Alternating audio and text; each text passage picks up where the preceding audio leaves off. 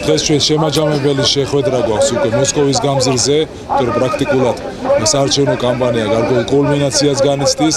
ეს არის ადამიანები, რომლებიც არიან ხარდამჭერები, არიან ადამიანები, რომლებსაც ჯერათ გამარჯვების, ქართული ოცნების, ჯერათ იმისა, რომ ქვეყანაში მოხდება ცვლილებები, აღარ იქნება ძალმომერობა, აღარ იქნება სადიზმი, რომელსაც ჰქონდა ადგილი ამ ქვეყანაში. ერთხელ და სამუდამოდ 1 ოქტომბერს ჩვენ ყოველი ჩვენთაგანი ვიდივართ არჩევნებზე და ვიღებთ მონაწილეობას არჩევნებში და ყველა ვეუბნებით არა ნაციონალურ მოძრაობას, არა სააკაშვილს.